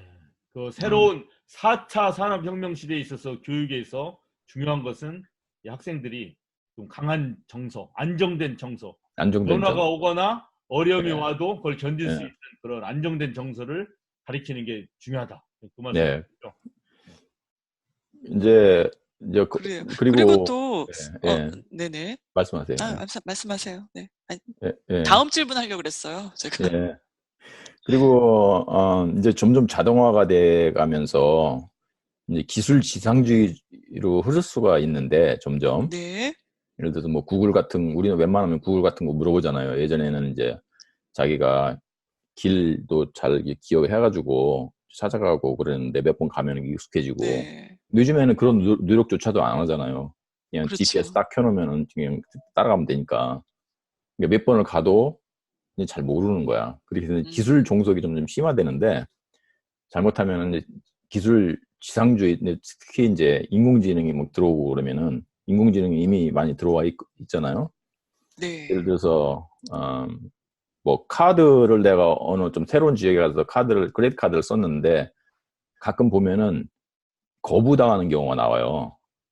그런 경험 하셨을 거예요, 아마. 네네네네. 예, 예. 왜 그런 그게, 거죠? 그러니까 그 뒤에는 인공지능이 있거든요. 그래서 인공지능이 판단을 한 거예요. 아, 이 아, 카드는 네. 새로운 지역에 썼으니까 아마 도둑맞은 카드 가능성이 많다. 그 일단 제동을 거는 거거든요. 이렇게 많이 알게 어머. 모르게 많이 들어와 있어요. 우리 생활 네. 속에 이런 인공지능이. 음, 그래서 점점 음, 이제 그 기술에 따르게 되는데 잘못하면은 이제 지상주의로 갈 수가 있거든요. 근데 기술은 그 칼과 같아가지고 뭐 그러니까 과일 깎는데 음식 만드는 데 쓸 수도 있지만 사람을 죽이는 데 쓸 수도 있잖아요. 결국은 그 음, 선택은 이제 사람인데 그 선택은 기술이 하는 게 아니다. 기술은 가치 판단이 없잖아요. 그렇죠. 기술과학은 가치 판단이 없는 영역이에요, 그쪽은. 그 가치 판단을 해주는 거는 사람인데, 어떤 기반에서 하냐면, 인문교육. 인문교육을 잘 받아야지 그 가치 판단을 제대로 할 수가 있죠. 음, 음. 그래서, 맞아요. 인문교육, 그러니까, 아무리 엔진이 튼튼하고 차의 엔진이 튼튼하면 뭐예요? 운전자가 똑바로 해야지 제대로 그 차가 잘 가지. 아, 그거 굉장히 중요한 것 같아요. 굉장히 그거는. 중요하죠. 예. 네. 그래서 그 인문교육을 자칫 소홀히 할 수도 있거나 아니면 이해가 부족한 경우가 있는데 인문교육은 어떻게 보면은 이런 과학기술 교육보다 더 중요하죠. 그런 점에서. 이제, 이제 몇 사람한테만, 정치가한테만 네. 이제 몇 사람만 그렇게 인문교육을 굉장히 시켜가지고, 중요한 것 같고, 예, 그렇게 맡겨놓으면 되겠다. 이것도 되게 하셨어요. 위험발상이죠. 네. 그러니까 시민으로서 그런 걸 이해를 하고 같이 참여를 해야지 그 사회나 국가가 제대로 한 방향으로 나가지. 그 몇 사람한테 인문교육 받은 몇 사람한테 맡겨가지고 그게 제대로 안 가죠. 예, 그 4차 산업혁명 시대에 인문교육을 강화해야 된다. 이건 어떻게 보면 역설적으로 들리는데 굉장히 듣고 중요해요. 보니까 네. 딱 진짜 합리적이네요. 맞는 말이네요. 네. 자, 그러면은 이 시대에 거짓 정보의 홍수 속에서 우리가 살고 있다 해도 과언이 아닌데 길을 잃지 않고 사는 방법 뭘까요? 물론 이제 인문학 공부 이렇게 하는 네. 것도 방법인 것 같지만 또 다른 뭐 제안이 있을까요? 이거 정말 되게 힘든 주제죠. 우리 가짜뉴스 그런 거 많이 듣고 살지만, 우리 김 사장님도 가짜뉴스에 대해서 많이 지적을 해주시고 그러는데, 음, 참 주관적인 거라서, 예를 들어서 음, 태극기 부대 분들은 네네. 자신들이 믿고 있는 게 절대적으로 그게 참인 줄 알잖아요. 많은 경우가. 그렇죠. 그러니까 그분들한테는 우리가 말하는 게 그게 가짜 뉴스야. 거짓 정보고. 그러니 특히 이제 우리는 그래도 그럴 수, 뭐 세상을 좀 겪어 보니까 어떤 것들은 참이다, 어떤 것들은 이제 거짓이다, 이런 것들 어느 정도 판단이 서는데, 이제 아이들 같은 경우는 그게 어렵잖아요.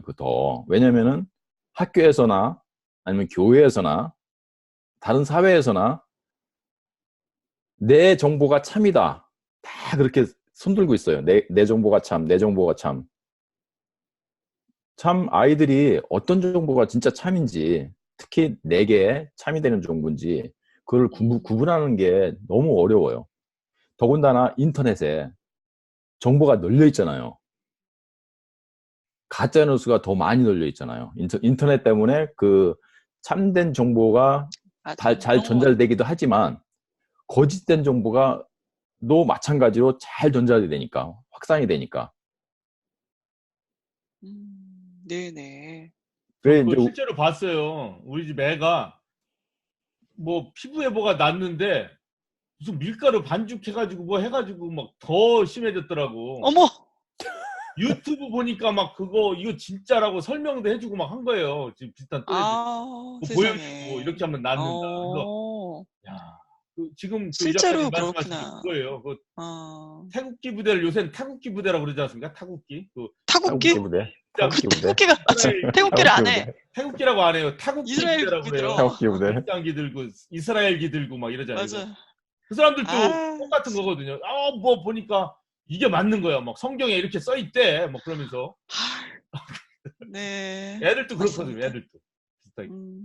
아무튼 이게 인터넷 시대에 들어와가지고 더 힘든 일이 됐는데, 그렇네요, 진짜. 예, 이제 그 가짜 정보라는 게 사실 김 소장님 말씀하신 것처럼 뭐 그렇게 이제 좀 딱 부러지는 그런 가짜 뉴스만 있는 게 아니고, 우리 진짜 홍수 속에 살아요. 그 담배 광고 아직도 나오잖아요. 담배 광고, 멋있는 카우보이, 예? 음, 담배 광고, 그리고 설탕물 네, 광고들 엄청나게 나오잖아요. 코카콜라, 뭐 펩시콜라, 설탕물 광고들.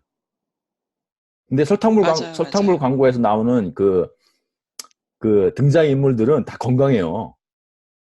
특히 이제 운동하고 땀 흘리면서 마시잖아요. 그게 거짓 정보를 준다고, 거짓 이미지를 주는 거고. 그런 게 수없이 널려 있는데, 이제 정치 종교는 뭐 말할 것도 없죠. 근데 그 가짜 정보의 홍수 속에서 어떻게 중심을 잡고, 특히 이제 아이들이 이제 자기 그 길을 하게 해주는지, 도와주는지, 이게 큰 숙제죠. 이게 쉽지는 않지만, 쉽지 않다고 해서 관심을 안 가지면은 더 상황은 더 악화되니까 항상 관심을 가져야 된다고 생각을 합니다. 예. 4차 산업혁명 시대에 있어서 중요한 교육 내용 중에 하나. 거짓 정보와 참 정보를 구별할 수 있는 능력을 기르는 것. 네, 그리고 이제 마지막으로 아까도 잠깐 그 한국 교육에 대해서 말씀을 드렸었는데, 그 한국이 참 자랑스러운 것도 많지만, 제가 가장 불편하게 생각하는 것이 그 갑질의 왕국.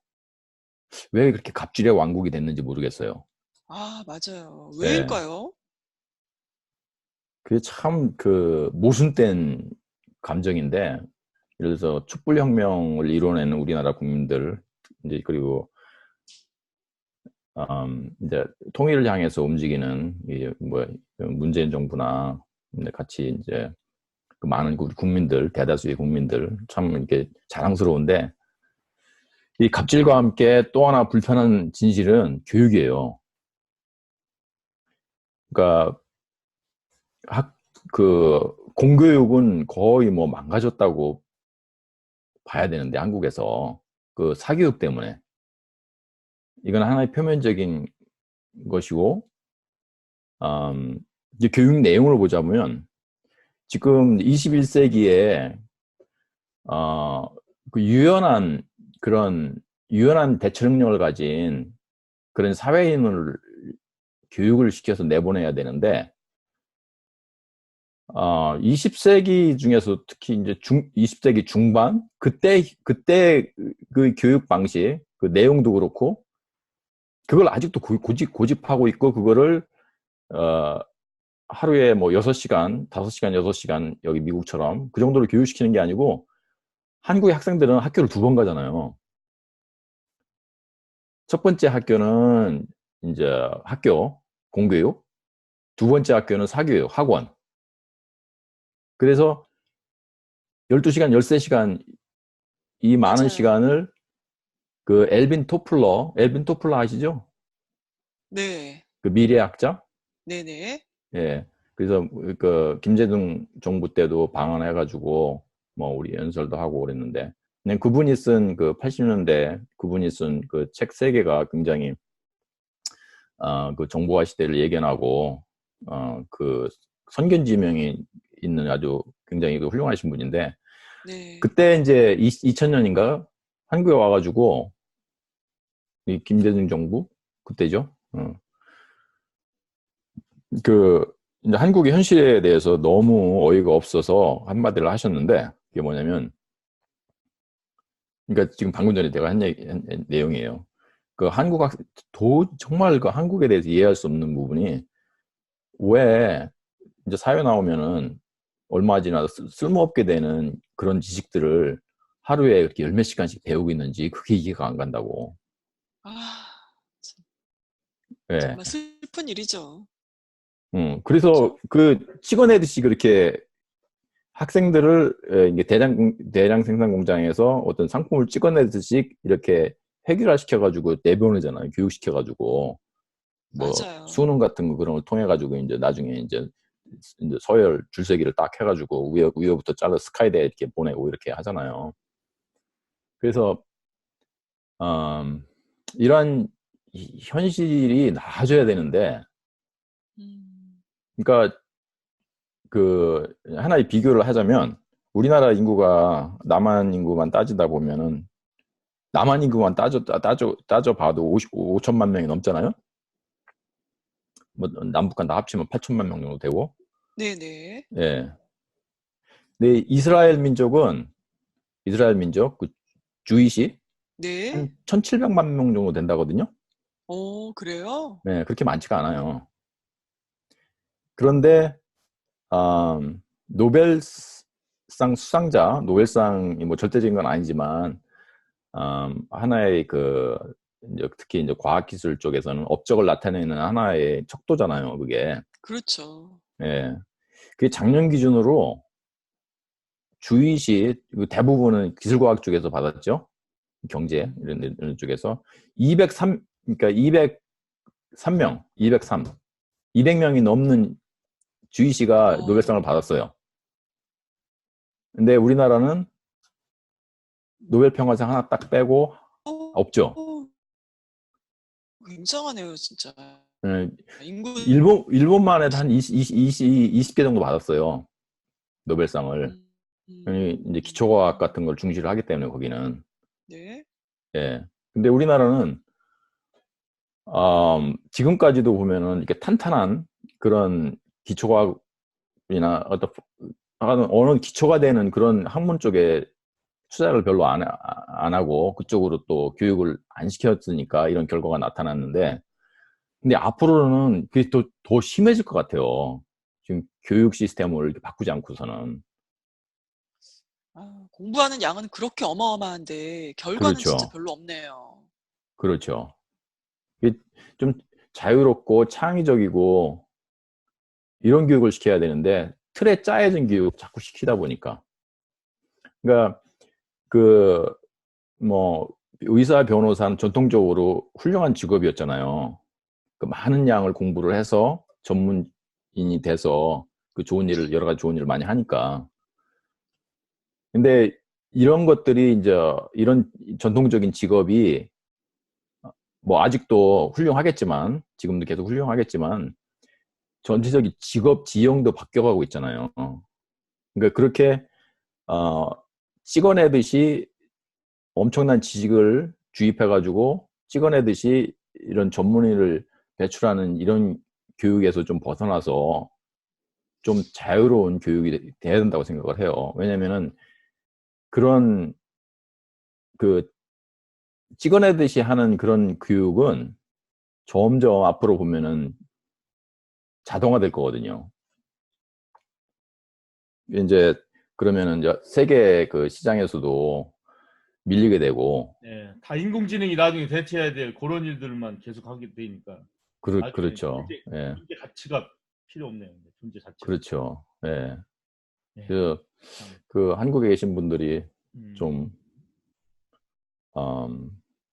이쪽으로 좀 신경을 써가지고 좀 바꿀 노력을 많이 좀 해줬으면 좋겠어요. 예. 그렇게 하지 네, 않으면 네. 지금까지 조금 잃었던 그 뭐 무역, 뭐 수출, 뭐 이런 일시적인 그 부의 축적 이런 거는 금방 또 허물어질 수도 있겠어요. 지금 얘기 들어보니까. 맞아요. 앞으로는 점점 그 이제 변화가 점점 심할 텐데 음, 이제 국가 내에서나 아니면 세계적인 그 경제 역학 관계에서도 지금 뭐 우리나라 뭐 잘하고 있지만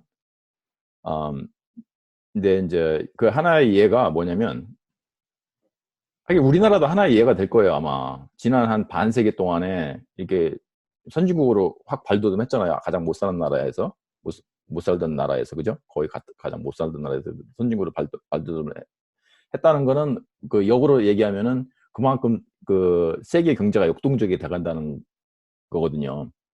근데 미국에서 보면은 그 포춘 그 500대 기업 있잖아요.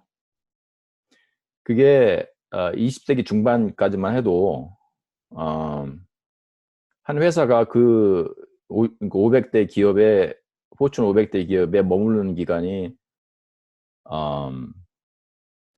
꽤 길었어요. 제가 정확히 기억은 안 나는데 예를 들어서 뭐 60년 뭐 이렇게 길었어요. 음, 근데 지금은 한 18년 정도밖에 안 된대요.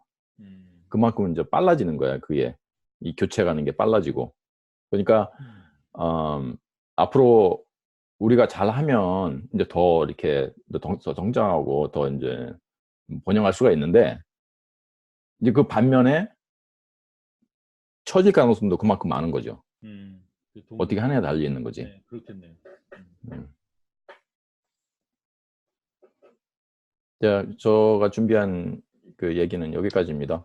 네, 잘 들었습니다. 그래요. 4차 산업혁명 시대라는 게 우리가 지금 막 인공지능이 왔다 갔다 하고 뭐 전기자동차가 왔다 갔다 하고 뭐 요것만 생각했는데 가장 중요한 그 안에서 인간은 무엇을 할 것인가? 또 이러한 새로운 시대에 제대로 사는 사람을 어떻게 길러낼 것인가? 이거 아주 지금 오늘 굉장히 중요한 말씀 해주셨어요, 이 작가님. 네, 시간이 갈수록 우리 멋져져가는 우리 이 작가님에게 박수를 보내면서 오늘 나와주셔서 감사합니다. 네, 감사합니다. 고맙습니다. 예. 네. 자, 김 사장님, 지역 뉴스 전해주세요. 예, 딱 두 가지 짧게 말씀드리도록 하겠습니다. 클린 에어라는 회사가 있습니다. 이 회사가 공기 여과기를 만드는 회사예요. 어, 그러니까 무슨 뭐 단순히 뭐 기계를 만드는 것만이 아니라 이렇게 집안에 에어 여과기를 통해서 좋은 공기를 들어오기도 하고 무슨 뭐 몰드 같은 거 있지 않습니까? 이끼나 곰팡이 같은 것들 제거도 하고 그런 서비스도 네. 하고 뭐 이런 회사인데 이런 회사가 윌슨 노스캐롤라이나 아시죠? 우리 골스보로 위쪽, 락키 마운트 이쪽, 95번 따라서 네네. 이쪽, 예, 이쪽에 약 1,000만 불 정도의 투자를 해서 새로운 생산 공장을 짓는다고 합니다. 여기에 짓게 되면 약 350개의 일자리가 새로 생기게 된대요. 예, 요 아까 보여준 그 사진이 바로 클린 에어의 사진이었습니다. 회사 모습 보여드렸고요. 그래서 이 윌슨 카운티, 이렇게 그렇게 큰 카운티는 아닌데, 이렇게 그 카운티 웹사이트 가면은 이렇게 Air Filtration Manufacturer Create 305 New Jobs in Wilson County에서 크게 1,000만 불 투자 이렇게 해가지고 카운티 웹사이트에 대문짝만하게 이렇게 딱지를 붙여놨습니다. 와. 자, 이거보다 더 큰 소식 하나 전해드리겠습니다. 네. 지난 6월 27일 날 나온 소식입니다. 우리 샬롯 노스캐롤라이나에 로우스 있죠, 로우스. 네, 로우스요. 로우스를 저같이 오래된 사람은 뭐라고 부르냐면 대형 철물점이라고 불러요. 왜냐면 맞네요. 네, 네, 맞네요. 뭐 나사 이런 거 팔지 않습니까? 그래서 맞아요. 네. 우리 어렸을 때 철물점 생각해 보면 이게 대형 철물점인데, 이 로우스는 자기들 보고 철물점이라고 안 하고 홈 임프루먼트라고 그럽니다. 네. 주택 개선, 막 주택을 아름답게 꾸리고 보다 편안하게 만들고 보다 효율적으로 만드는 그런 서비스를 제공하는 유통업체 로우스. 홈디포의 경쟁자죠. 예, 맞아요. 그렇죠. 네. 근데 이 로우스가 글로벌 테크놀로지 센터, 이름도 벌써 막 멋지지 않습니까? 너무 멋지네요. 세계 기술 센터를 어디에 세우느냐? 샬롯 노스캐롤라이나에 세웁니다. 아, 정말요? 예. 오. 이거 아까 클린 에어는 내가 1,000만 불이라고 그랬잖아요. 네. 네. 지금 이거 보이시죠? 오, 완전 도시네요, 완전. 1억 5,300만 불짜리 23층 빌딩을 어디다 지냐면, 이게 샬롯 다운타운이죠? 네. 사우스 블리버드 쭉 타고 이스트 블리버드 만나는 곳이에요. 약간 다운타운에서 약간 남쪽으로 떨어져 있는데, 여기에 1억 5,300만 불짜리 건물을 딱 짓고, 이게 바로 글로벌 테크놀로지 센터입니다. 로우스에. 와, 굉장하네요. 이거는 이제 1,600명 정도의 일자리가 생기는 거예요. 근데 더 놀라운 것은 이게 2021년에 이제 오픈할 계획인데 완공 다 할 거예요. 2021년에. 얼마 안 남았죠? 네. 이 1,600명의 평균 임금이 얼마냐면 11만 8천 불의 연봉이. 와. 그러니까 상당히 높은 거죠. 상당히 높은. 네. 뭐 6만 불, 7만 불이 아니에요. 평균 완전히- 임금이 11만 8천 불. 와. 1,600명이. 고액이네요, 완전. 고액. 고액 아주 연봉. 높은 봉급에 많은 일자리가 이렇게 창출될 계획이라고 합니다. 이 로우스의 헤드쿼터가 이미 모어스빌에 있어요. 모어스빌은 어디냐면 샬롯에서 77번 타고 쪽 바로 북쪽 가면 뭐 헌터스빌 나오고 뭐 콩코드 나오고 하잖아요. 그 네. 위에 모어스빌이라는 데 도시가 있는데, 여기에 이미 로우스의 헤드쿼터가 있어요. 이미. 거기도 진짜 멋있습니다. 막 물 쫙 흐르는 레이크 노만에 물이 이렇게 흘러가는 것 같아요. 막 그 호수 같은 전경 위에 아주 최신식 빌딩들이 쫙쫙 서 있는 아주 멋진 헤드쿼터가 있는데, 이번에 어제 발표된 거는 이제 이 샬롯의 남쪽에 23층짜리 초현대식 건물을 지을 와. 예정이고 곧 지을 예정이다 이거죠. 그래서 이런 아주 좋은 소식이 나와 있습니다. 이상입니다. 아, 네, 잘 들었습니다. 내일이면 7월 4일 미국 독립기념일인데요. 이날을 맞이하여 휴가를 떠나시는 분들 많으실 텐데 안전운전 하시고 좋은 휴가 보내시길 바랍니다. 오늘도 알차고 중요한 소식 전해주셔서 감사합니다. 함께 해주신 여러분 수고하셨습니다. 수고하셨습니다. 수고하셨습니다.